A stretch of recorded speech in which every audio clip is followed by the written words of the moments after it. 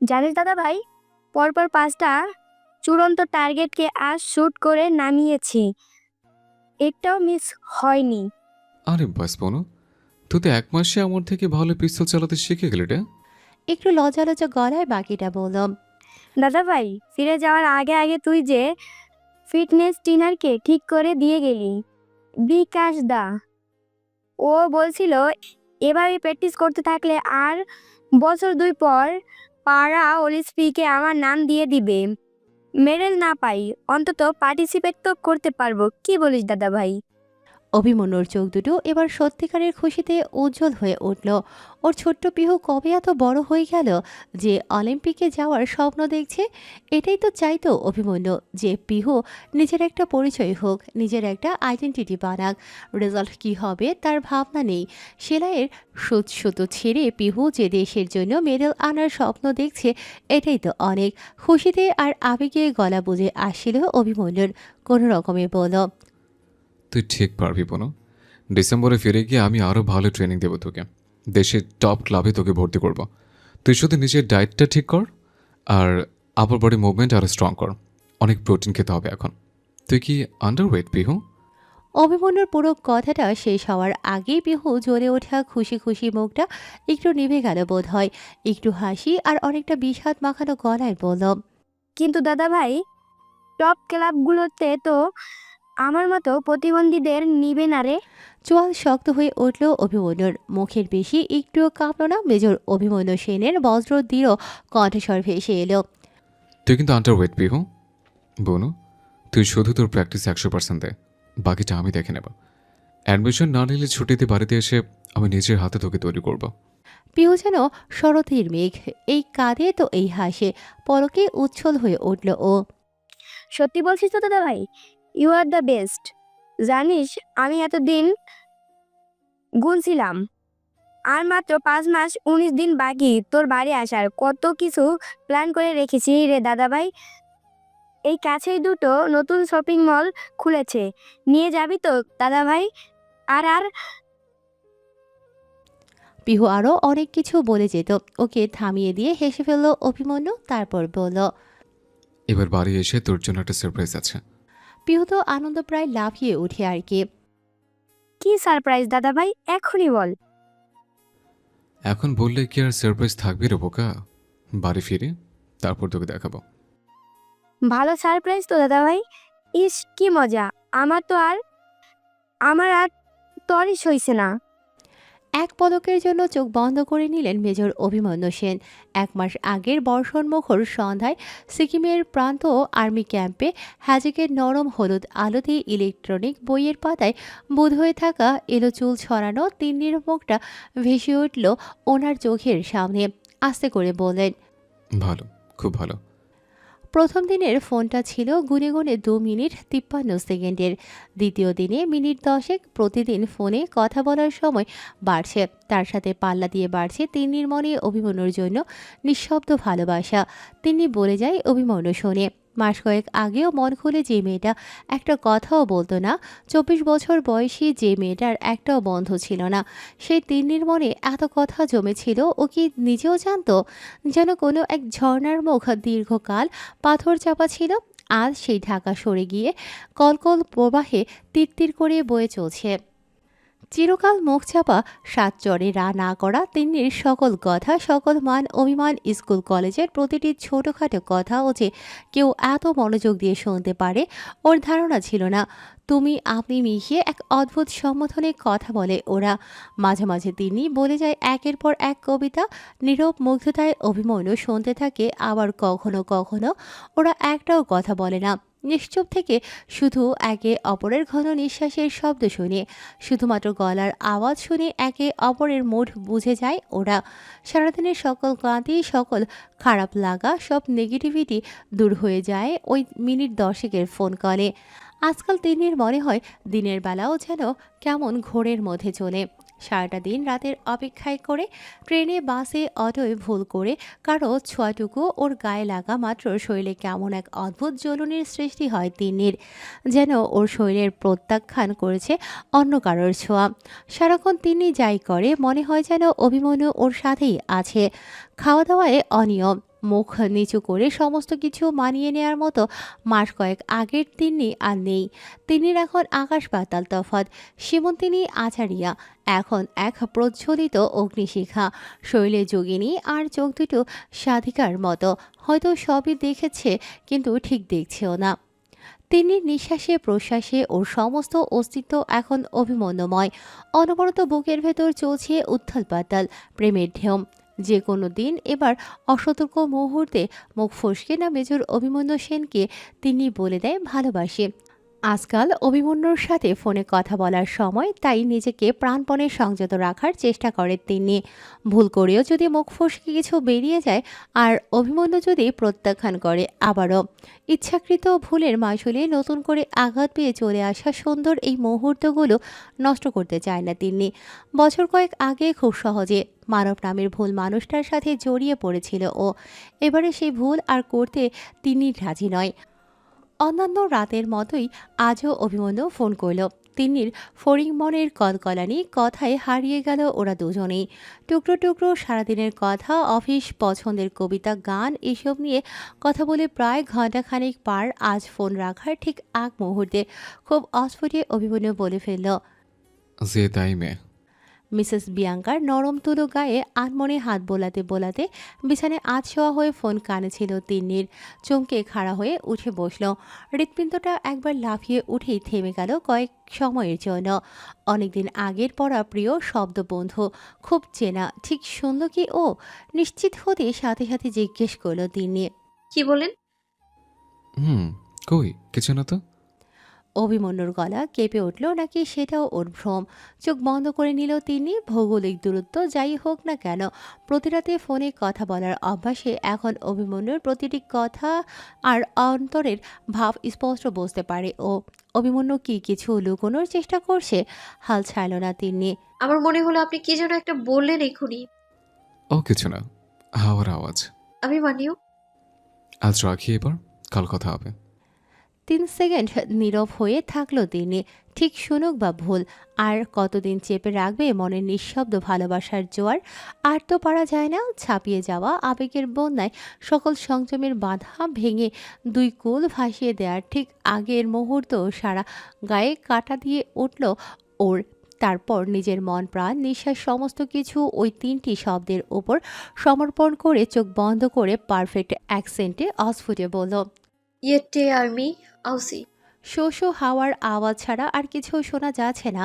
তুমুল ঝড় উঠেছে মনের ভেতর আর বাইরের প্রকৃতিতেও। উত্তর সিকিমের হিমালয়ের শুকনো পর্বত উপত্যকায় ভরা জ্যোৎস্নায় খা খা ধূসর প্রান্তরে সারি সারি মিলিটারি তাঁবু, যুদ্ধ কামান, বন্দুক আর রাইফেলের ভিড়। মেজর অভিমন্যু সেন স্তব্ধ হয়ে দাঁড়িয়ে রইলেন, স্যাটেলাইট ফোন হাতে। অবিশ্বাসের সুরে ধীরে ধীরে বললেন, তুমি ফ্রেঞ্চ জানো?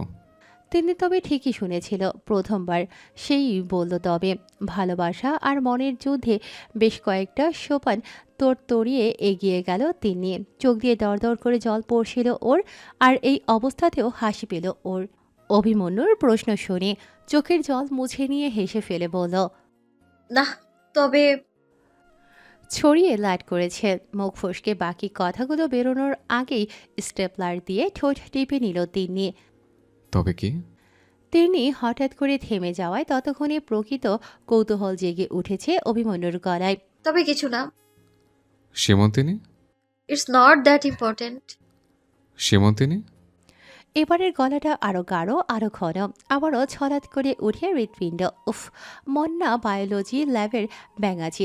পাগল করে দেবে এই স্বর। তিনি প্যাটুয়াটারি আজকাল বোধ হয় অভিমন্যুর নির্দেশেই চলে। অবাধ্য হবে তার সাধ্যে কি? একটা ঢোক গেলে মুখ খুলল। বললে আপনি কি কিছু মনে করবেন? বাধো বাধো হয়ে উঠল তিন্নির গলা। মিথ্যেও বলতে পারে না, সত্যিটা অভিমন্যুকেও বলতে চায় না। হেসে ফেলল অভিমন্যু। নিজের আগের সত্তায় ফিরে গেছে ও। একটু আগের অন্যমনস্কের তুমি সমাধানও বদলে গেছে আগেকার আপনিতে। বোধহয় কিছুটা অনুমানও করে ফেলেছে কারণটা। তাও তিন্নিকে নিজের মুখে স্বীকার করানো ছেলে মানুষই মজা নিতেই বলল, একেবারেই না। Honestly I am curious. Your accent was near perfect. বাবা, কতদিন পর অভিমন্যু যাই হোক কিছু একটা কমপ্লিমেন্ট দিল অন্তত। একরাশ লজ্জা কোথা থেকে ছুটে এসে জড়িয়ে ধরল তিন্নিকে, তাও এরকম জমাট বাঁধা আইসক্রিমের মতো প্রেমঘন অ্যাটমসফিয়ারের ও পেট থেকে গুড়গুড়িয়ে কেন যেন ফেনা ফেনা সাবান হাসির বুদবুদ উঠছিল। তিনি নিজেও জানে না, বোধহয় কারণটা এতটাই উদ্ভট বলে লজ্জা লজ্জা গলায় হাসি চেপে কোনো রকমে বলতে থাকলো। এ মানে কলেজে ফার্স্ট ইয়ারে মানব মানে আমার প্রথম প্রেমিক আর কি। ব্রেকআপ হওয়ার দিন কয়েক আগে সে একটা কার্ড দিয়েছিল যাতে 50টা বিদেশি ভাষায় আই লাভ ইউ লেখা ছিল। বিং অ্যান্ড নেয়ার্ড পড়তে একটু বেশিই ভালোবাসি। ব্রেকআপের পর সময় কাটতো না, মন খারাপ কাটাতে কাটাতে কার্ডটা থেকে যত্ন করে মেমোরাইজ করে রেখেছিলাম। একটু থামল তিনি, তারপর অভিমন্যুকে কিছু বলার সুযোগ না দিয়েই নিজেই স্বীকার করে নিল। জানি কি ভাবছেন, আপনি বলার আগে আমিই বলে দিচ্ছি, আম উইয়ার্ড। কথাগুলো শেষ করে চেপে রাখা হাসিটা খুকখুকে কাশিতে পরিণত করে কাশ্মীরে অ্যাপেলের মতো লাল টুকটুকে গাল নিয়ে বসে রইল তিনি। ফোনের অপর প্রান্তে অভিমন্যুর চাপা হাসির শব্দে নিঃসংশয় হয়ে গেল। সেদিকের মানুষটিও ভালোই মজা নিচ্ছে। অদ্ভুত একটা ফিলিংস হচ্ছে তিন্নির। এই প্রথমবার নিজের পাস্ট রিলেশনশিপ নিয়ে কথা বলো, তাও এত সহজে, এত ক্যাজুয়ালি। একটু লজ্জা লাগলেও মানবকে নিয়ে, নিজের পাস্ট নিয়ে অভিমন্যুর সাথে এত সহজে কথা বলতে পারবে বোধহয় ভাবতেও পারেনি ও। নিজের ওয়েটনারি সেলফ আর অভিমন্যুর নো জাজমেন্টাল অ্যাকসেপ্টেন্স দুইয়ে মিলিত প্রবাহিতে নিঃশব্দ ভালোবাসার রেশমাখা হাসিতে কান এঁটো করে চুপ করে বসে রইল। কিছুক্ষণ নীরব থেকে নিজেকে সামলে নিয়ে হাসি চেপেই বলল, যদিও এগুলো কিন্তু অনেক কাল আগের কথা, তখন এইসব পাগলামো ছিল আর কি। পাগলামো ছিল, এখন নেই। প্রশ্নটা করে হো হো করে প্রাণ খোলা হাসিতে ফেটে পড়ল এবার অভিমন্যু। লজ্জায় লাল গোলাপি নীল প্রজাপতির ডানা হয়ে উঠল তিনি। দেখতে না পেলেও তিন্নির এই অ্যাকোয়ার্ডনেসটা তাড়িয়ে তাড়িয়ে উপভোগ করছিল অভিমন্যু। তিন্নিকে আরেকটু লজ্জা পাওয়াতেই জিজ্ঞেস করল, তা প্রথম প্রেমিক আর কে কি শিখিয়েছে? কি ছাতা, এর মুখে কি কিছুই আটকায় না? চাপা হাসি মুখে আর ছলে ছলে চোখে তিনি ফোনটা চেপে বালিশেই মুখ লুকিয়ে নেয় আর কি। এতক্ষণ ফোন ধরে থাকার উত্তাপেই হয়তো গাল দুটো গরম হয়ে উঠেছে। কোনো উত্তর দিল না। কিছুক্ষণ অপেক্ষা করে অভিমন্যু এবার স্বাভাবিক সংযত গলায় বলল, Simantini, I hope you understand, আপনার পাস নিয়ে আমার কোনো মাথা ব্যথা নেই। I know, I know, I know I am not the first person you loved, but I intend to be your last. এটা অনেক বেশি কিছু চাওয়া? ধক করে উঠল বুকের ভেতরটা। এত ক্যাজুয়ালি এমন গভীর প্রপোজাল কি করে কেউ দিতে পারে? তিনি কি বলবে বুঝতে পারল না। অনেকদিন ধরে কেউ যদি কিছু ব্যাকুলভাবে চাইতে থাকে, সে চাওয়াটা যদি তার প্রতিটি প্রার্থনায়, প্রতিটি নিঃশ্বাসে, কামনায় মিশে থাকে দিনের পর দিন, মাসের পর মাস, ধীরে ধীরে চাওয়াটা তখন অভ্যেসে দাঁড়িয়ে যায়। মনের চোরা গোপনের বিশ্বাস পূর্ণ হওয়ার ক্ষীণ আশা অবশ্যই থাকে। হয়তো আজই সেদিন, কিন্তু বহুদিনকার না পাওয়ার নিরাশা আর দীর্ঘশ্বাসের পাল্লাটা যে অনেকটা বেশি ঝুঁকে।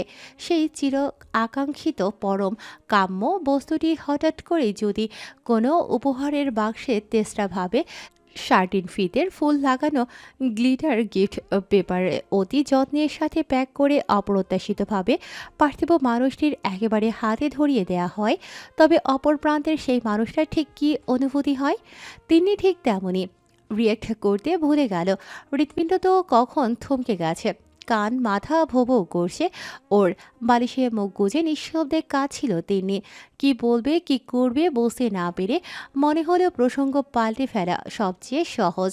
কান্না ভেজা গলায় জোর করে হাসার ব্যর্থ চেষ্টায় বলতে শুরু করলো, একদম ভুলে গেছি, আজ অফিসে কি হলো জানেন? মেজর অভিমন্যু সেনের অচঞ্চল স্থির দৃঢ় কণ্ঠস্বর ভেসে এলো। আমার প্রশ্নটার উত্তর পেলাম না কিন্তু। 3টি বড় বড় শ্বাস নিয়ে অনেকটা বাতাস বুকের ভেতর অবধি টেনে নিল তিনি। তারপর ধরা গলায় বলল, তুমি বোঝো না, তুমি না চাইতেও যে আমি তোমার হয়ে গিয়েছি সেই প্রথম দিন থেকেই। দীর্ঘশ্বাসটা গোপন করে নিল অভিমন্যু। শান্ত অবিচল স্বরে চিরাচরিত গাম্ভীর্যতায় বলল, আর ইউ শিওর? ভেবে বলছো তো সীমান্তনী? আমাদের জীবন কিন্তু কখন আর 5টা সমবয়সী প্রেমিক প্রেমিকার মতো হবে না।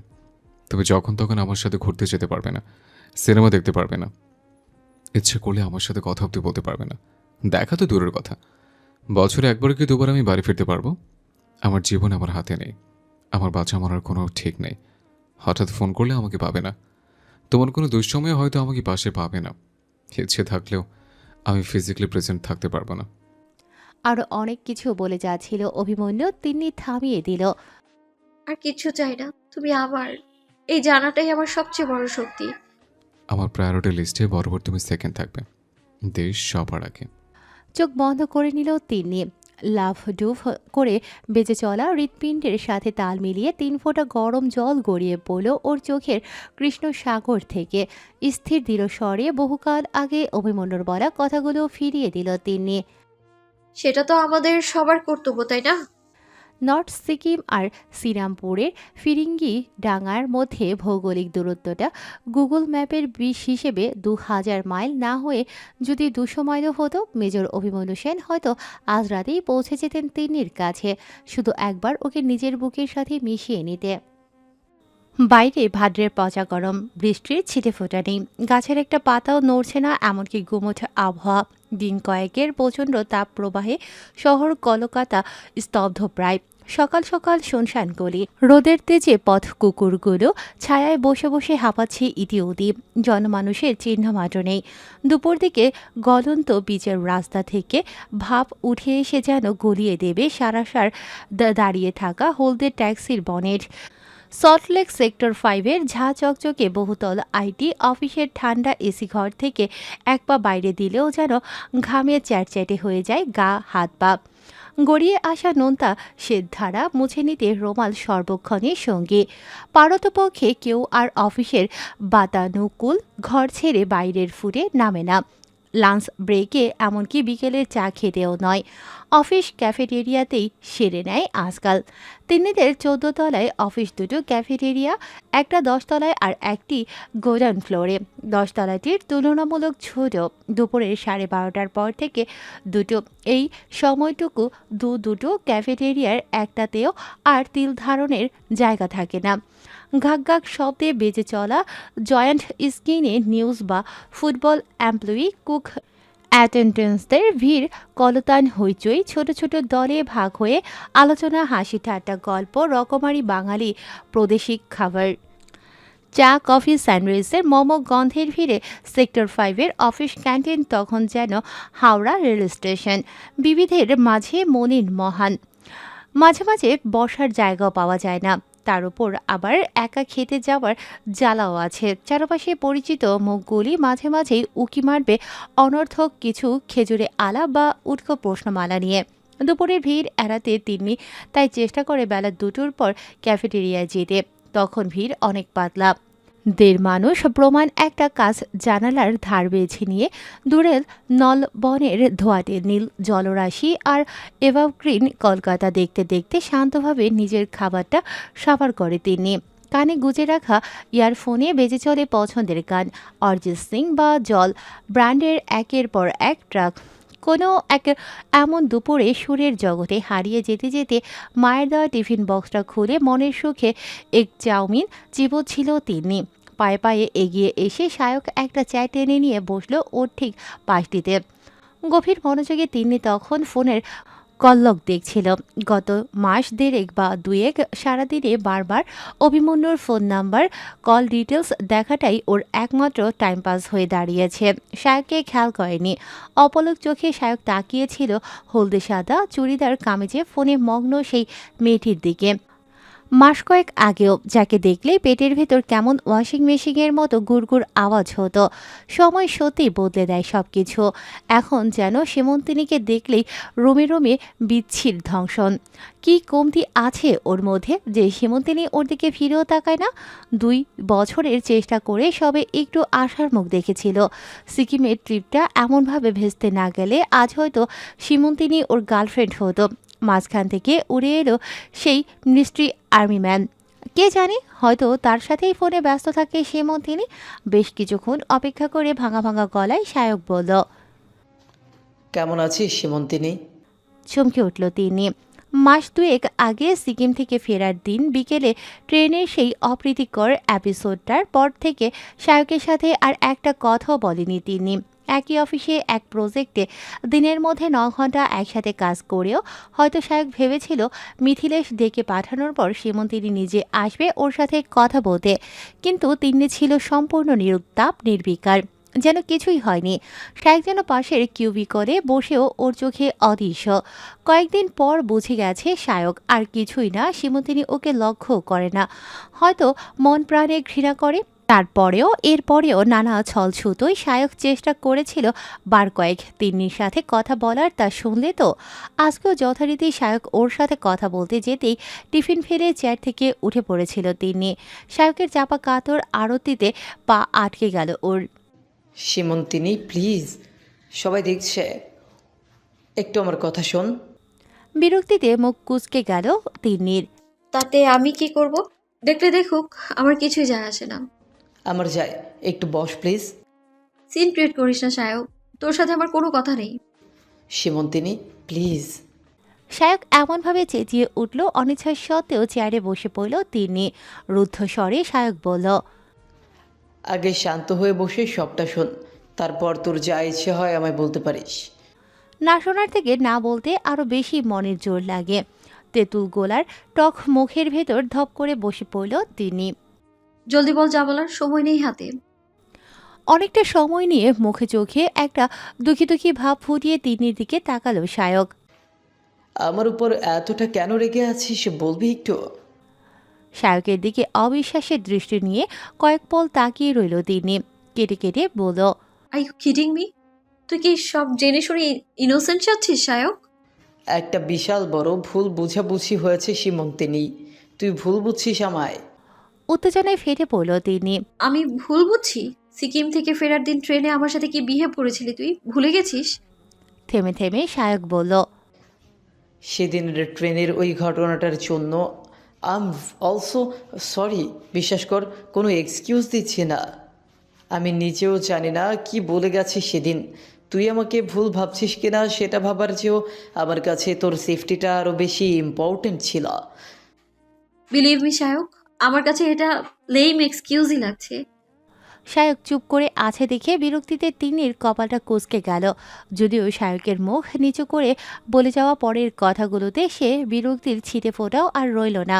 ধীর গলায় সায়ক বলল, সত্যি বলতে তোকে ওভাবে আমরা ফেলে আসার পর থেকে সারা রাত আই ওয়াজ ফিলিং গিল্টি। আমার কথায় এই ট্রিপটা এসেছিলি, তুই না চাইলেও তোর দায়িত্ব আমারই ছিল। ইভেন তোর বাবার সাথেও আমি তো ভিডিও কলে কথা বলেছিলাম, বলিনি? চিন্তায় মাথা ফেটে যাচ্ছিল, তখনই ফিরে যেতে চাইছিলাম, তোকে নিয়ে আসতে চাইছিলাম, কিন্তু রাস্তা বন্ধ হয়ে গিয়েছিল। পুলিশ রিপোর্ট করতে যাওয়ার আগে আগে খবর পেলাম তুই কোথায়। শুনে কার মাথা ঠিক থাকে বলতো? আমরা ছাপোষা বাঙালি, ঘরপোড়া গরু, খবরের কাগজে যা পড়ি আর্মির নাম শুনলে ভয় পায়। তার উপর তুই একা একটা মেয়ে, যদি তোর কিছু হয়ে যায় এই চিন্তায় দুর্ভাবনায় সবার কাছে কি জবাব দিব এইসব ভাবতে গিয়ে তুই ফিরে আসতে মাথা ঠিক রাখতে পারিনি। নিজেকে দোষী সাব্যস্ত করার বদলে প্রচণ্ড মেন্টাল প্রেশারে তোকে জানোই তাই বলেছিলাম। I am really sorry, please আমাকে ক্ষমা করে দে সীমন্তিনী। এতটা একসাথে বলে দম নেয়ার জন্য থামল সায়ক। তারপর তিন্নির দিকে তাকিয়ে রইল ও কি বলে শোনার অপেক্ষায়। কিছুক্ষণ কোনো কথা খুঁজে পেল না। তিনি এই দিকটা নিয়েও কখনোই ভাবেনি। অবাক কাণ্ড, ট্রিপ থেকে ফিরে আসার পরও সায়কের বাকি ব্যবহারগুলোর কথা তিনি এখন বেমালুম ভুলে গেল। কিছুক্ষণ মুখ গোজ করে বসে থেকে বলল, ক্ষমা চাইলেই সব ঠিক হয়ে যায় না সায়ক? ফোঁস করে একটা দীর্ঘশ্বাস ছাড়ল সায়ক। জানি, কিন্তু একবার আমার দিকটাও ভেবে দেখ। 2 বছর একসাথে এক অফিসে কাজ করছি, কত ভালো ফ্রেন্ডস ছিলাম আমরা। এর আগে কোনোদিন তোর সাথে এমন কিছু বিহেভ করেছি আমি? জানি না কী করে তোকে কনভিন্স করব যে ওই দিন I was not myself. Believe me, I regret it more than you. একটা লাস্ট চান্স দিয়ে দেখ, আর কোনো দিন এমন হবে না। চুপ করে রইল তিনি। গলা ফাটিয়ে বলতে ইচ্ছে করছিল যে বন্ধুত্বে গাজোয়ারি চলে না। বন্ধুর জন্য চিন্তা হতেই পারে, তাই বলে স্ল্যাট সিমিং চরিত্রে কালি ছেটানো। কিন্তু ক্যাফেটেরিয়া ভর্তি সহকর্মীদের সামনে এই প্রসঙ্গটা তুলতে নিজেরই রুচিতে বাজছিল তিন্নির। মনে মনে সবটা বিবেচনা করে মুখের তেতো ভাবটা গিলে নিয়ে বলল, মানছি তোর চিন্তা হচ্ছিল, কিন্তু কথাগুলো তুই অত নোংরা ভাষায় নাও বলতে পারতিস। I know that. ফিরে এসে প্রথম কদিন তোর কাছে ক্ষমা চাওয়ার অবধি মুখ ছিল না আমার। তারপর থেকে কতবার ট্রাই করেছি তোর সাথে কথা বলার জন্য। ভেবেছিলাম সময় পেরোলে সব ঠিক হয়ে যাবে, কিন্তু তুই কিছু শুনতেই রাজি নোস। আজ মনে হলো তোর মুখ আজ মনে হলো তোর মুড ভালো, তাই ভাবলাম যদি আমায় ক্ষমা করে this. I miss our friendship Simantini. আবার কি আগের মতো আমরা বন্ধু হতে পারি না? অনেক সাহস করে এসেছে, কথা দিচ্ছি কখনো তোর ভরসা ভাঙবো না। শায়কের ভাঙাচোরা মুখের দিকে তাকিয়ে ঠিক কী বলা উচিত বুঝতে পারছিল না তিনি। মনের মধ্যে বিরক্তির সাথে সাথে এই ভাবনাটাও চলছিল, সত্যিই তো এর আগে কখনো তো শায়ক এমন ব্যবহার করেনি। বলতে গেলে অফিসে ওর একমাত্র বন্ধু, স্থানীয় সহকর্মী একমাত্র শায়কই ছিল। কেজো কর্পোরেট অফিসের গোমরা ঘণ্টাগুলো একটু হলেও হাসি মজায় কেটে যেত, কাজের লোড নিয়ে কথা বলা যেত। এখনকার মতো 9.5 ঘন্টা ঠোঁট টিপে বসে থাকার থেকে তো সে অনেক ভালো। বিশ্বাস অবিশ্বাসের দোলাচলে দুলছিল ওর মন। শায়কের সেদিনের ব্যবহার কি সত্যি প্রচণ্ড মেন্টাল প্রেশারের আউটবাস্ট? তিনি নিজের ব্যবহারও কি রূঢ় ছিল না? অভিমন্যুকে ছেড়ে আসার দুঃখ এতটাই প্রবল ছিল সেদিনের। বাকি ঘটনাগুলো এখন যেন কেমন সব ঝাপসা হয়ে গেছে, সেভাবে মনে পড়ে না। একটা দীর্ঘশ্বাস ফেলে তিনি বলল, আমাকে ভাবতে হবে Sayak. I need some time. নিশ্চয়ই, অবশ্যই, take your time, but please positive কিছু ভাবিস। দেখবো। উঠি এখন, কাজ শেষ করে তাড়াতাড়ি বাড়ি ফিরবো।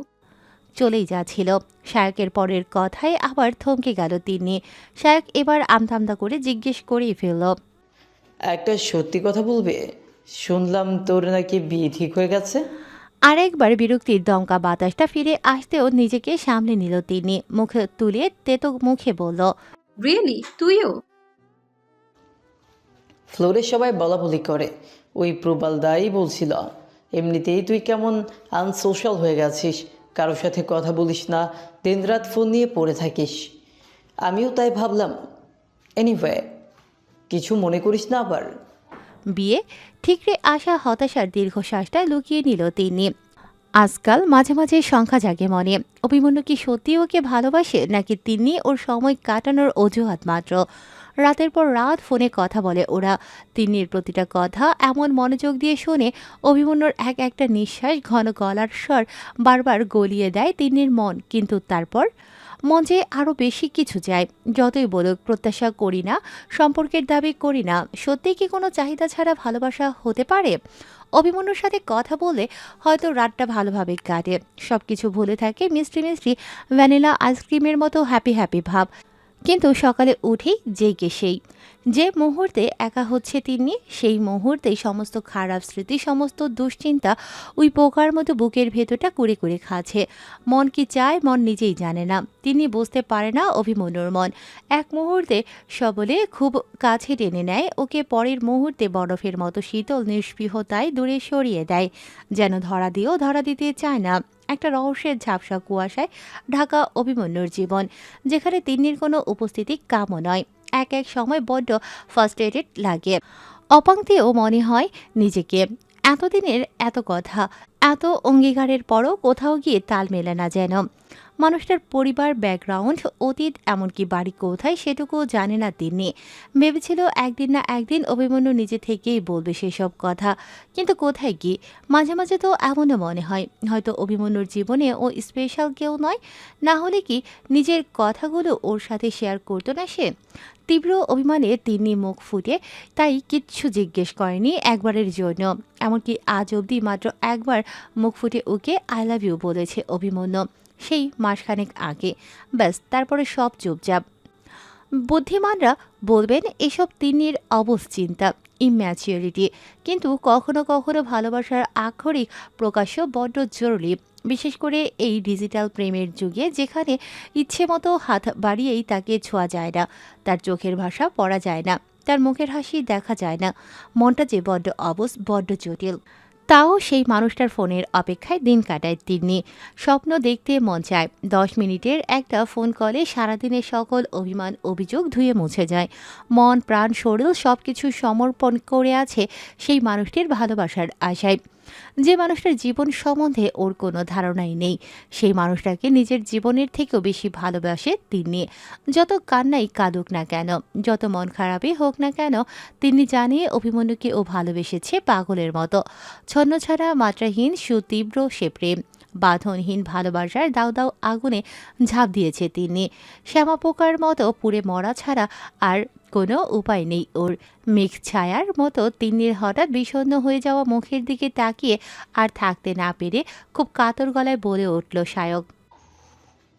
তোর কি হয়েছে বলতো শিমুলতিনি? না জেনে কি তোকে হার্ট করে ফেললাম? সায়কের কথা যেন ওর কানেই যায়নি। এলোমেলো গুলিয়ে যাওয়া মন নিয়ে খাবার শেষ না করে টিফিন বক্সটা বন্ধ করে নিল তিনি। আনমনা হয়ে ক্যাফেটেরিয়ার টেবিল ছেড়ে চলে গেল ইতিউতি মুগ্ধ চোখে চেয়ে থাকা আরও 2-3 জন সহকর্মীর বুকে তরল হিল্লোড় তুলে। নিষ্পৃহতাও কি তীব্র আকর্ষণ! অতি সাধারণ, কিন্তু কোথাও যেন একটা অন্যরকম। এই নারীর গমন পথের দিকে একদৃষ্টিতে তাকিয়ে রইল সায়ক। আলিপুর আবহাওয়া দপ্তরের তরফে জানানো হয়েছে, আজ মধ্যরাত থেকে কলকাতা এবং তার আশেপাশের শহরতলিতে ভারী নিম্নচাপ তৈরির সম্ভাবনা আছে। গাঙ্গের পশ্চিমবঙ্গে প্রবল বৃষ্টিপাত এবং 120 কিলোমিটার প্রতি ঘন্টায় প্রবল ঝড়ের পূর্বাভাস জারিত হয়েছে। অফিস থেকে জলদি বেরিয়ে এসেছে তিনি। কি জানি কখন ঝড়ে গাছ টাছ পড়ে ট্রেনের লাইন বন্ধ হয়ে যায়। বৃষ্টিটা নামলে ভালো, প্যাচপ্যাচে গরমটা একটু কমতো তবে। কিন্তু কোথায় কি, আকাশ ফটফটে শুকনো, মেঘের চিহ্ন মাত্র নেই। তার সাথে পাল্লা দিয়ে বেড়েছে হিউমিডিটি। প্রকৃতিতে নিম্নচাপের ছিটেফোঁটা আভাস নেই, অথচ নিউজ চ্যানেলগুলিতে বারবার একই খবর ঘুরে ফিরে আসে। মিসেস বিয়াঙ্কাকে কোলের কাছে নিয়ে বিছানায় শুয়ে তিনি। অভিমন্যুর ফোনের প্রতীক্ষায় দুপুর থেকে টাইম বোমের মতো মাথায় টিকটিক করছে একটাই প্রশ্ন, অফিস ক্যাফেটেরিয়ার সায়কের সাথে হওয়া কথাগুলো অভিমন্যুর সাথে শেয়ার করা কি উচিত হবে আদৌ? এখনও কোনো সিদ্ধান্ত নিয়ে উঠতে পারেনি তিনি। মনের গভীরে অস্বস্তির একটা চোরা কাটা খসখস করছে। অভিমন্যুকে কিছু লুকোতে ওর মন চায় না, অথচ অপ্রীতিকর কিছু প্রসঙ্গ তুলে মিনিট 10-এর ফোন কলের সুন্দর মুহূর্তগুলো নষ্টও করতে চায় না। কেন জানি তিন্নির মনে হয় অভিমন্যু সায়ককে ঠিক পছন্দ করে না। অথচ তাই বা কী করে হয়? অভিমন্যুর সাথে সায়কের কোনো পরিচয়ই নেই। যেটুকু জানে তিন্নির মুখ থেকেই শোনা। অদ্ভুতভাবে সায়কও কোনোদিন অভিমন্যুকে দেখেনি, তাও যেন ওকে সহ্য করতে পারে না। অতিরিক্ত টেস্টোস্টেরনের প্রভাব, তাই হবে হয়তোবা। সায়ক সম্বন্ধে ভালো মন্দ মোটামুটি সকল কথাই অভিমন্যুকে বলেছে তিনি। অবশ্যই সিকিম থেকে ফেরার সময় হোটেলে আর ট্রেনে অভিমন্যুকে জড়িয়ে ওর নোংরা ইঙ্গিতগুলো বাদ দিয়ে কি এক অজানা কুণ্ঠায় সায়কের ওই কদর্য চেহারাটা অভিমন্যুকে বলতে পারেনি তিনি। হয়তোবা আর একবার নিজের নামে শোনা নোংরা কথাগুলো স্মরণ করতে চায়নি বলে। কিন্তু আজ যখন প্রতি রাতের মতোই অভিমন্যু ফোন করলো, এ কথা সে কথার পর বলবো কি বলবো না, দোলাচলে কিন্তু কিন্তু করে অনেক সাহসে প্রসঙ্গটা তুলেই ফেলল তিনি। জয় মা কালী। মনে মনে একটা বড়সড় শ্বাস নিয়ে শুরু করলো গলা খাকারি দিয়ে। অনেকদিন পর আজ আবার সায়কের সাথে কথা হলো। Anything serious? সায়কের নাম শুনেই অভিমন্যুর গলা যেন ও প্রান্তে সামান্য শক্ত হয়ে উঠেছে। তা ধরতে পারেনি তিনি। নিজের মতো তরবরিয়ে বলতে গেল, না না, তেমন কিছু না, জাস্ট সরি বলতে এসেছিল। ওই সিকিম থেকে ফেরার দিন ট্রেনে যাওয়া হয়েছিল, তারই অ্যাপোলজি চাইতে। বাহ, ষষ্ঠীতেই বিসর্জন ছড়িয়ে লাট করেছে তিনি। বাকি কথাগুলো মুখ দিয়ে বেরোনোর আগেই ঠোঁটে সেলোটেপ লাগিয়ে নিল তড়িঘড়ি। অভিমন্যু যে আসল ঘটনাটাই জানে না। কিসের অপরাজে? সিকিম থেকে ফেরার দিন ট্রেনে আবার কি হয়েছিল? অভিমন্যুর গলা কি আর একটু কঠিন হয়ে উঠল, ছলকে উঠল বুকের রক্ত। ফোন ধরে রেখে মনে মনে নিজেকে বাছা বাছা 2-4টে গালাগালি আর 6-7টা লাথি মারল তিনি। কি দরকার ছিল সিকিমের কথা তোলার? অভিমন্যুকে না বলে একটা কথাও কি পেটে চেপে রাখতে পারে না ও? আস্তে করে বলল। সেটা ইম্পর্টেন্ট নয়, বলছিলাম যে কথা শেষ করতে পারল না তিনি। অভিমন্যুর কঠিন গলায় ওখানেই থতমত খেয়ে গেল। Let me decide that. কি হয়েছিল সিকিমে? এবারের গলাটা আরো ঠান্ডা, আরো কঠিন। আবারও ছলাৎ করে ওঠে রক্ত। উফ, মন ব্যাঙাচি যে ভয়ে হৃৎপিণ্ডের কোণে দিয়ে সিঁধিয়েছে।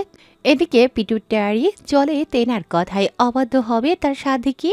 না চাইতেও অভিমন্যুর নিষেধে চলা তিন্নির রোবট মন যান্ত্রিক স্বরে গড় করে বলে গেল ওদের সিকিম ট্রিপে ফেরার দিন অভিমন্যু তিন্নিকে গ্যাংটকে ড্রপ করে দিয়ে যাওয়ার পর হোটেলে, আর তারপর ফেরার ট্রেনের শায়কের ইনসিডেন্ট যতটা সম্ভব কাটসাট করে বলা যায় আর কি, গুরুত্বপূর্ণ ডিটেলগুলো বাদ দিয়ে। শুনতে শুনতে মাঝে একবার অভিমন্যু দাঁত চেপে নিঃশ্বাসের ফাঁক দিয়ে বিড়বিড় করে বলে উঠেছিল। স্কাউন্ড্রেল। তারপর সব চুপচাপ, বোঝা যায় না ফোনের ওপারে আদৌ কেউ আছে কিনা। ও প্রান্তের নিস্তব্ধতায় সবটা শেষ করার সাহস হলো না তিন্নির। চোখের সামনে স্পষ্ট ভেসে উঠল অভিমন্যুর চোয়াল আর মুখের পেশিগুলো যেন শক্ত হয়ে ফুটে উঠেছে। সাইক্লোন না টর্নেডো, না জানি কি আছড়ে পড়বে এখন তিন্নির ওপর।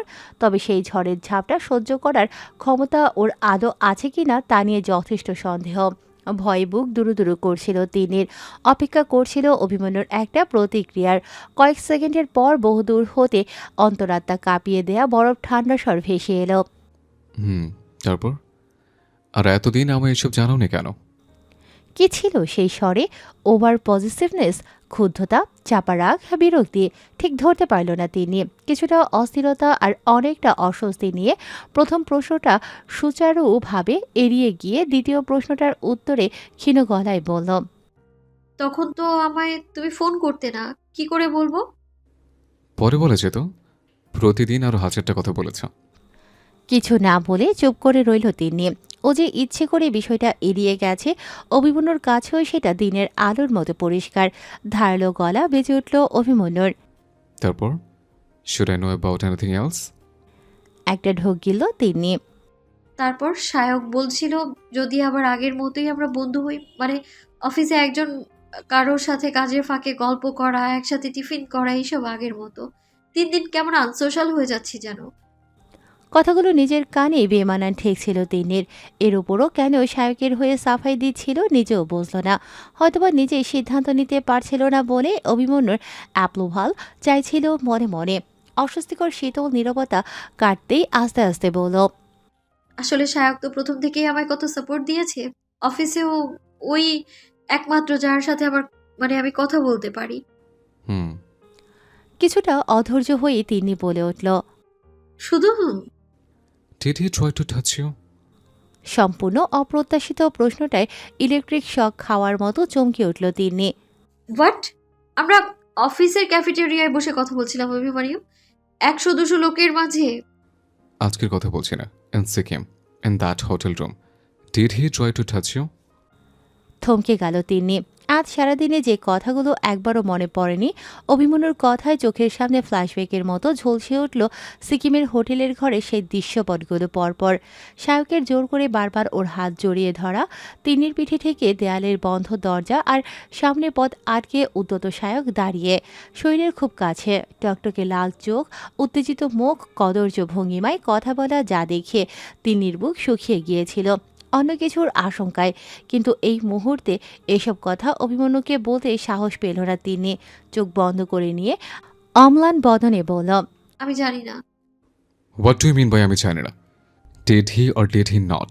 একটা বড় দীর্ঘশ্বাস ফেলে আবছা হয়ে আসা গলায় তিনি জবাব দিল, আমার মনে নেই অভিমানিও, ওই দিনটা সবকিছু ঝাপসা আমার কাছে। এত কেঁদেছিলাম ওই দুটো রাত, আশেপাশে আর কি কি হয়েছিল আমার কিছু মনে নেই। অনেক চেষ্টাতেও শেষের দিকে গলাটা সেই কেঁপেই গেল। শ্মশানের মন নিস্তব্ধতায় কিছু মুহূর্ত, তারপর বরফ ঠান্ডা শানিত স্বর ভেসে এলো, মিথ্যে তুমি বলতে পারো না সীমন্তনী, চেষ্টা করো না। Tick tick tick tick. Time বোমটা ফাটার সময় হয়ে এলো প্রায়। কি এক আশঙ্কায় ঝপ করে বুকের ভেতরটা একদম খালি হয়ে এলো। শেষ চেষ্টা করলো তিনি, কাতর গলায় ডুকরে উঠল, অভিমানিও প্লিজ। রাখলাম, ভালো থেকো। পিক পিক আওয়াজে ফোনটা ডিসকানেক্ট হয়ে গেল। Network problem. অভিমন্যুকে ফোন কেটে দিল ওর মুখের ওপর। একটু একটু করে বাকি কথাগুলো মাথায় রেজিস্টার হলো তিন্নির। হাতে ধরা মুঠো ফোনটার দিকে কয়েক সেকেন্ড অবাক হয়ে তাকিয়ে থাকলো তিন্নি। রাগে অভিমানে চোখে জল চলে এলো ওর। সামান্য একটা কথা নিয়ে এমন রুট ব্যবহার! কি ভেবেছি কি অভিমন্যু তিন্নির সাথে যখন তখন যেমন খুশিভাবে কথা বলা যাবে আর ও চুপচাপ শুনে যাবে?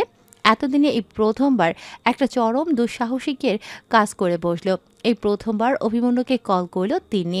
একবার রিং হয়ে কল কেটে গেল। হাল ছাড়ল না তিনি। তাতে দাঁত চেপে বেরিয়ে আসা কান্নাগুলো আটকে আবার ফোন করলো।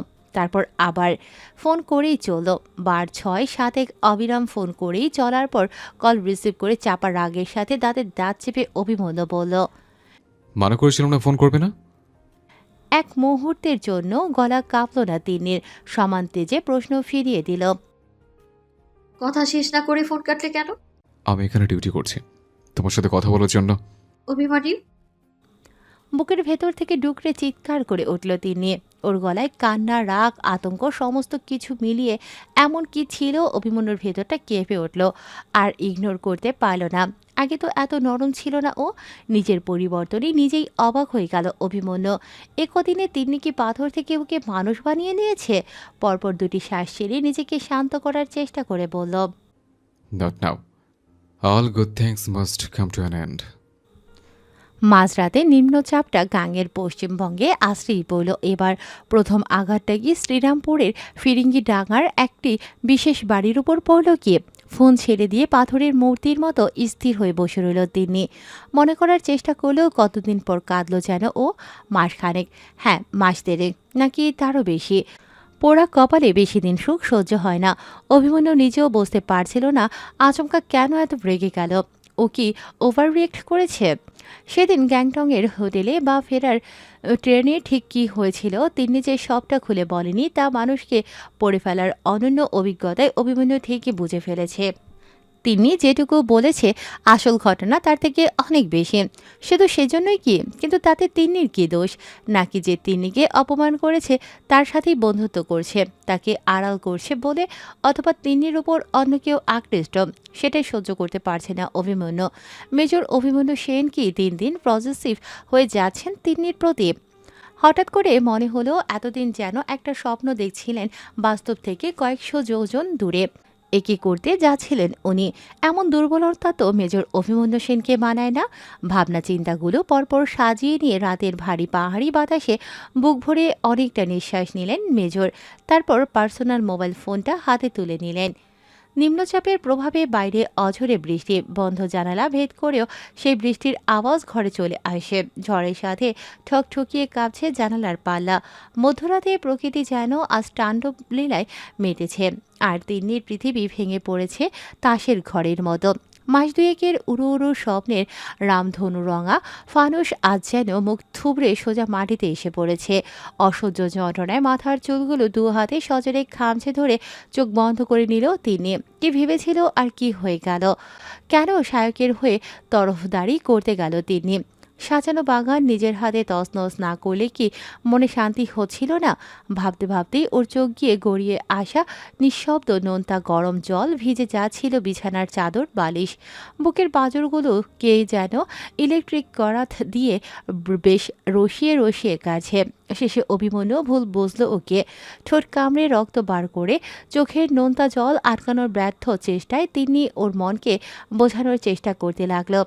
অভিমন্যু ঠিক ফোন করবে, এখন না হোক একটু পর। সব ঠিক হয়ে যাবে আগের মতো। তাও ভেতর থেকে যেন সায় পেল না। কেন যেন মাথা নেড়ে বলছিল সুখ সুখ রঙিন স্বপ্নের আজই শেষ রাত, আর সে ফিরে তাকাবে না। তারপর বিদ্যুৎ চমকের মতো একটা ভাবনা ঝলক দিল মাথায়। অভিমন্যু, অভিমন্যু কি শায়ককে নিয়ে জেলাস? একটা মিনিট কাটছে যেন একটা ঘন্টা। অবশেষে বহু প্রতীক্ষিত ফোনের আলো জ্বলে উঠল। একবার রিং হতেই ফোন ধরল তিনি। কাঁদতে কাঁদতে সোজা চার্জ করল। পুরো কথা না শুনে কেন ফোন কেটে দিলে? কাজ ছিল। না, ছিল না। এর উত্তরে কি বলা যায়? মেজর অভিমন্যু সেন যা উত্তর দিলেন সেটা যদিও তিন্নির কাছে সম্পূর্ণ অপ্রত্যাশিত ছিল। অনেকদিন আগেরকার সেই নিষ্পৃহ গম্ভীর আবেগহীন গলাটা খুঁজে পেয়েছেন মেজর অভিমন্যু। স্তব্ধ গলায় বললেন, সীমন্তিনী, একটা বড় ভুল করতে চাচ্ছিলাম। আজ তুমি আমি বাঁচিয়ে দিলে। ভেবে দেখলাম আমার জীবনের সাথে তোমাকে জড়ানোর কোনো মানে নেই। একটা সুস্থ সুন্দর স্বাভাবিকভাবে বাঁচার অধিকার সবার আছে, তোমারও। আমার ছন্নছাড়া অনিষ্টের জীবন তুমি মানাতে পারবে না, সে শক্তি তোমার নেই। কাঁদতে কাঁদতে ফুঁসে উঠল তিনি। শায়কের জন্য, আমাদের দুজনের মধ্যে একটা থার্ড পার্সনের জন্য তুমি এতটা ওভার রিয়াক্ট করছো? Are you jealous? যেন সিংহের সাথে শিয়ালের তুলনা। বরফ ঠান্ডা একটা বিদ্রুপের হাসি হাসলেন মেজর অভিমন্যু সেন, বুকের রক্ত জল করে দেওয়ার মতো। I'm jealous. Are you serious? Tinni হার মানল না, আগের তেজেই ফুঁসে উঠল। সায়কার তোমরা দুজনেই একে অপরের নাম শুনে খেপে ওঠো কেন? আমি তো বলেছি তোমায়, হি ওয়াজ জাস্ট আ ফ্রেন্ড। এখন বন্ধুও না, জাস্ট কলিগ। এই প্রশ্নটা তুমি নিজেকে করো সীমন্তনী। কেন তোমার জাস্ট ফ্রেন্ড তোমার বয়ফ্রেন্ডের নাম শুনলে খেপে যায়? 3 সেকেন্ড চুপ করে থেকে থম মেরে যাওয়া গলায় তিন্নি বলল, আমাদের সম্পর্কটার কথা কেউ জানে না অভিমান্যু, তুমি নিজে বারণ করেছো জানাতে। এক্স্যাক্টলি। আর তারপরও তোমার জাস্ট ফ্রেন্ড বা জাস্ট কলিগের আমাকে নিয়ে কী রিয়াকশন, আর তার কারণ কি সেটা না বোঝার মতো ইম্যাচিওর তুমি নাও। Obviously he has a thing for you. চাবুক সরান জবাবে মাথার সকল ধোঁয়াশা ভাব কেটে গিয়ে টান টান হয়ে বসল তিনি। ধক করে উঠল বুকের ভেতরটা, আর একটা কথাও মুখ দিয়ে বেরোলো না ওর। অভিমন্যুর পোড় খাওয়া ইন্টারোগেশনের নিষ্পৃহ ঠান্ডা স্বর আবারও বেজে উঠল। Now tell me, did he or did he not try to touch you on that day? অনেক কষ্টে মুখ ফুটল তিন্নির। তাতে কি যায় আসে Abhimanyu? End of the day I'm okay, I handle it. ভেতর অবধি কাঁপিয়ে দেয়া বরফের চেয়েও ঠান্ডা ধারালো ছুরির প্রথম আঘাতটা হৃৎপিণ্ডে এসে বিঁধল।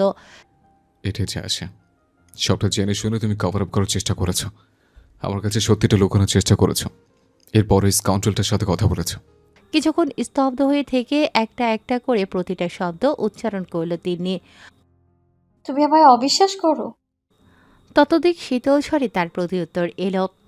না Simantini, but sadly you don't trust me, otherwise আমার কাছে এগুলো লুকোতে না। চোখ ফেটে এবার জল বেরিয়ে এলো তিন্নির। বুকের ভেতর মুচড়ে উঠল অনুশোচনায়, কেঁপে যাওয়া গলায় বলল, আম সরি, আমি বুঝতে পারছিলাম না সবটা শুনে তোমার কি রিয়াকশন হবে। যদি তুমি আমায় ভুল বোঝো। As I said, you don't trust me enough. কোনো অনুযোগ বা অভিযোগ নয়, যেন একটি পর্বের পরিসমাপ্তি ঘোষণা করলেন মেজর অভিমন্যু সেন। আমল কেঁপে উঠল তিনি। অভিমান্যু প্লিজ। যে কোনো রিলেশনশিপের বেস হলো ট্রাস্ট, দুজনের ওপর দুজনের বিশ্বাস। আমি তোমাকে বিশ্বাস করি Simantini, I have no doubt সেদিন খারাপ কিছু হওয়ার হলেও তুমি ঠিক নিজেকে বাঁচানো আপনার চেষ্টা করতে। But is that enough? চেষ্টা করা আর সাকসেসফুল হওয়ার মধ্যে ডিফারেন্স আছে। Fortunately you were lucky that day, but what about tomorrow? Mainly why didn't you tell me? তুমি কি ভয় পাও আমায়? কেঁদে ফেলল তিনি, কাঁদতে কাঁদতেই বলল, আমি জানি না অভিমান্যু, আমি একটা স্টুপিড ইডিয়ট। আমার প্রশ্নের উত্তর এটা না। আমি জানি না, মেবি মেবি নট, কিন্তু সায়কের জন্য আমরা কেন নিজেদের মধ্যে আর্গুমেন্টস করছি? It's not about him. আজ নয় কাল এই প্রসঙ্গটা উঠতই। তুমি আমাকে ভয় পাও কারণ তুমি জানো what am capable of doing, because of my job. এই সত্যিটা বদলাবে না কোনোদিন। You deserve a normal life, a normal relationship, a normal person, শায়কের মতো। I am not the one for you. আবারও কোনো অনুযোগ বা অভিযোগ নয়, দৃঢ় কনক্লুশন যেন নড়চড় হবে না। আর একবার কেঁপে উঠল তিনি, ভেঙে পড়ার আগে নিজের সর্বশক্তি দিয়ে চেঁচিয়ে উঠল, সায়কের মতো কি থেকে কোথায় টেনে নিয়ে যাচ্ছ অভিমান্যু? যেটা সত্যি, যেটা রিয়েলিটি, সেটাই বলছে, নাথিং এলস। আমার জীবনে তুমি ঠিক ততটাই বেমানান যতটা তোমার জীবনে আমি। কাঁদতে কাঁদতে ফুঁসে উঠল তিনি। কি করে জানলে? আমার জীবনের সিদ্ধান্ত তুমি একাই কি করে নিতে পারো? অভিমন্যু নির্বিকার, আজ ওর মন লৌহ কঠিন, হিমশীতল কণ্ঠে বলল, কারণ সে সিদ্ধান্ত নেওয়ার মতো তুমি মানসিকভাবে পরিণত নও। তিনি কিছু রিয়েক্ট করার আগে নিষ্পৃহ গলায় বলতে লাগলো অভিমন্যু, তুমি বড্ড নরম, বড্ড সরল, লাইক অ্যান ইনোসেন্ট কিড। তর্ক করো না, because you are a kid, আর তাই রিয়েলিটি ইগনোর করছো। আজ নয় কাল আশ্রমকে এমন একটা দিন আসবে যেদিন আমার কোনো খবর পাবে না, তুমি কোনো যোগাযোগ করতে পারবে না। যদি ভাগ্য ভালো হয়, হয়তো 10 দিন পর নিউজ পেপারে বা টিভিতে দেখবে আমার মৃতদেহ আসছে তেরেঙ্গায় মোড়ে, কফি বন্দি হয়। সেদিন সে মানসিক চাপ তুমি নিতে পারবে না, তিনি নিজেকে শেষ করে দেবে। এমন মাকে এইভাবে হারিয়েছে। তোমার জীবনটি এরকম কালবৈশাখীর ঝড়ে আমি উড়িয়ে দিতে পারি না। তার চেয়েই ভালো you choose a normal person, not Shayak but a fail engineer, একজন civilian, whatever, lead a normal life. তুমি সুখী হও জীবনে, ভালো থাকো। আমার একার জীবন একাই ভালো আছে। আমার সাথে নিজেকে জড়িয়ে তুমিও শান্তি পাবে না, আমিও না। অভিমন্যুর মানে কত একা এই মানুষটা। ফোনের এপাশে কখন যে কান্না থমকে গিয়েছিল তিনি নিজেও জানে না। স্তব্ধ হয়ে শুনে যাচ্ছিল আর দম বন্ধ হয়ে আসছিল ওর। অভিমন্যুর আঙুল দিয়ে দেখিয়ে দেওয়া প্রতিটি সত্যি কথা ওর হৃদয়ে ছুরির আঘাত হানছিল। ফোঁটা ফোঁটা রক্ত নিঃশব্দ জল হয়ে চোখ দিয়ে পড়ছিল। অভিমন্যুর কথার স্রোত থামলে খুব ইচ্ছে করছিল তিন্নির ছুটে যায় সেই একলা মানুষটার পাশে, শক্ত করে জড়িয়ে ধরে মানুষটার হাত চোখে চোখ রেখে বলতে ইচ্ছে করছিল, তুমি একলা নও অভিমানী, আমি আছি সর্বক্ষণ তোমার পাশে, তোমার সাথে। কিন্তু এত দূর থেকে কী বা করতে পারে তিনি। অসহায়ের মতো ফোন হাতে বসে থাকা ছাড়া। নিজের অসহায়তার রাগে ঠোঁট কামড়ে ধরল ও। রক্তের নোনতা স্বাদটা জিভে লাগতেই সম্বিত ফিরে এলো ওর। এই মুহূর্তে কিছু একটা বলার খুব দরকার, কিন্তু কি বলবে তিনি? কি বললে ও অভিমন্যুকে বিশ্বাস করাতে পারবে, ভালোবাসতে পারবে? অনেকক্ষণ নিঃশব্দ কান্নার পর গলার স্বর খুঁজে পেল তিনি। চোখের জল মুছে বলতে চেষ্টা করল, অভিমানী প্লিজ। জেদ করো না সেমন্তিনী, সব কিছু জেদ করে পাওয়া যায় না। Last few months were a mistake, it's all over now. না না না, এ কি বলেছে অভিমন্যু? শরীরের সবকটি কোষ, মস্তিষ্ক, সবকটি নিউরন একযোগে বিদ্রোহ ঘোষণা করে দিল। শিউরে উঠল তিনি। বুকের গভীর থেকে ডুকরে উঠে আসা কান্নার আওয়াজটুকু মুছে ফেলার আপ্রাণ চেষ্টায় বলল, যে তুমি করছো অভিমানী, আমাদের সম্পর্কটাকে একটা চান্স না দিয়ে কেন বুঝছো না? আমি বুঝি, আর বুঝি বলেই বলছি, তুমি পারবে না আমার জীবনের সাথে মানাতে। I don't want you to compromise with your happiness. You cannot be mine. But I am already yours অভিমানী। শিয়ালদা স্টেশনে যেদিন প্রথমবার আমার প্রাণে বাঁচিয়েছিলে, কেন বুঝছো না? তুমি না চাইতেও আমি তোমার হয়ে গিয়েছি সেই প্রথম দিন থেকেই। তিন্নির ধরে আসা গলার ঘনত্বটা অভিমন্যুর বুকের দুর্বলতম কোণ ছুঁয়ে গেল। তবুও চোয়াল শক্ত রেখে মনকে কড়া শাসনে বাঁধল ও। ঠান্ডা গলায় বলল, এসব রূপকথার গল্পে বা কবিতায় হয় সেমন্তিনী, রিয়েল লাইফে পয়েন্টলেস। বিষমাখানো তীরের ফলার মতো সোজা বুকের ভেতরে গিয়ে ফুটল অভিমন্যুর কথাটা। বৃণা প্রতিবাদে নিঃশব্দ রক্তপাত লুকিয়ে নিয়ে ধরা গলায় বলে যেতে লাগলো তিনি। না অভিমানী, বিশ্বাস করো, যেদিন থেকে তুমি আমার জীবনে পা রেখেছো, আমার সাদামাটা জীবনটা এক লহমায় বদলে দিয়েছো তুমি। কোনোদিনও বলিনি আমি তোমায়, আজ বলছি। সে রাতে ট্রেনের সারাটা রাস্তা যেতে যেতে শুধু তোমার কথা ভেবেছিলাম, জানো।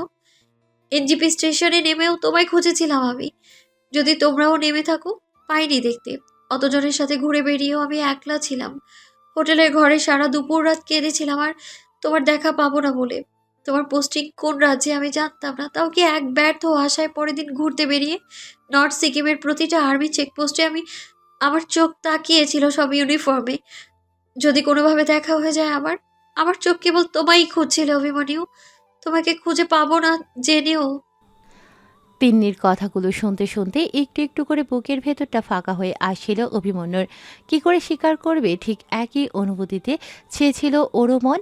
কর্তব্যের দোহাই দিয়ে শেষ জোরটুকুতে মনকে শক্ত করল অভিমন্যু। যথাসম্ভব নিস্পৃহ স্বরে বলল, সেটা তোমার পাগলামি ছাড়া আর কিছু নয় সেমন্তিনী।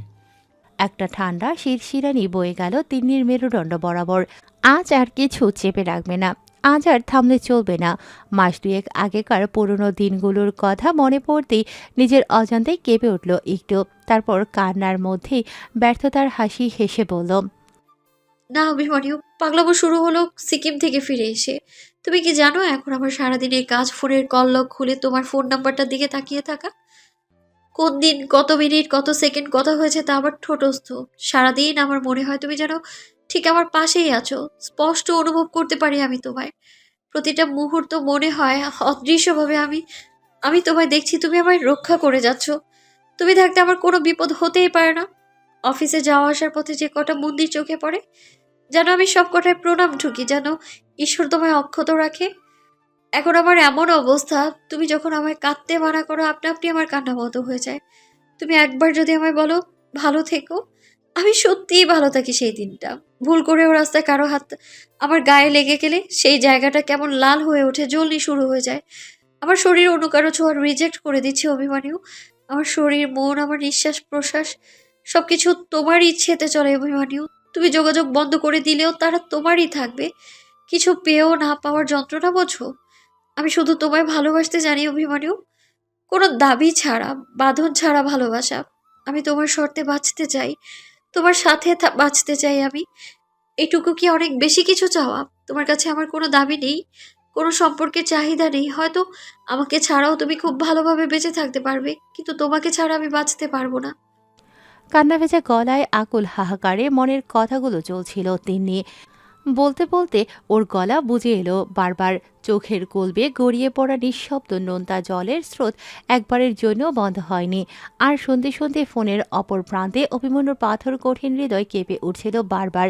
এসব কি বলে যাচ্ছে তিন্নি? এও কি সম্ভব? কেউ কি করে কাউকে এতটা ভালোবাসতে পারে? তিন্নির কান্না ভেজা গলা শুনতে শুনতে অদ্ভুত একটা মানসিক ক্লান্তি ধীরে ধীরে ঘিরে ধরছিল অভিমন্যুকে। যেন অদৃশ্য এক চোরাবালিতে ডুবে যাচ্ছে ও। বেঁচে থাকার একমাত্র অবলম্বন মুঠোয় ধরে রাখা শুকনো বালিগুলো বেরিয়ে যাচ্ছে আঙুলের ফাঁক গলে। বুকের ভেতরের উত্থাল পাত্থাল সাগর ঢেউ সামনে অনেকক্ষণ চুপ করে থেকে স্তব্ধ গলায় বলল, কেন জেদ করে চলছ সেমন্তিনী? এভাবে হয় না। এসব তোমার মনের ভুল। কটা দিন সময় নাও। আমার যারা ভালো কেউ নিশ্চয়ই তোমার জীবনে আসবে, যার সাথে তুমি খুশি থাকবে, নিরুদ্বেগ জীবন কাটাবে। কেন বোঝো না তুমি? আরো কত স্পষ্ট করে বলতে হবে?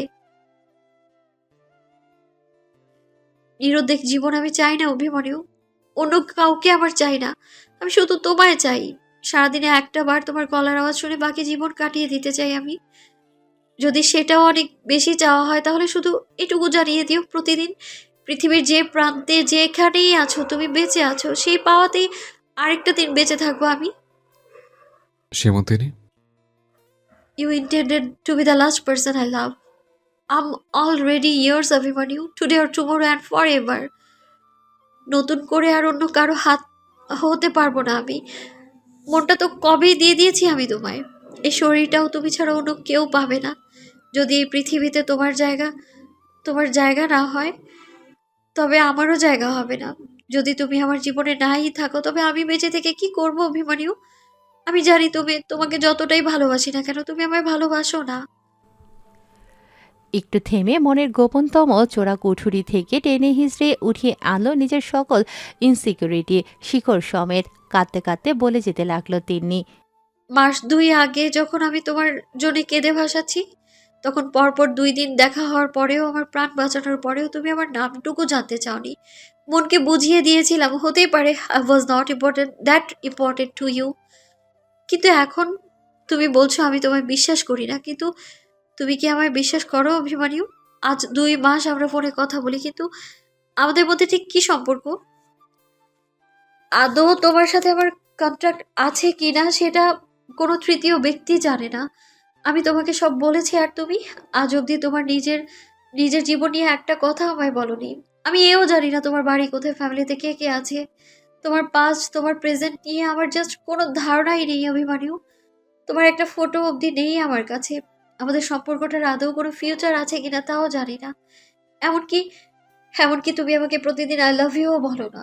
হয়তো তোমার কাছে এগুলো খুব সামান্য ব্যাপার, ইম্যাচিওর ব্যাপার, কিন্তু আমার কাছে এই ছোট ছোট ইমোশনগুলো খুব দামি অভিমানীয়।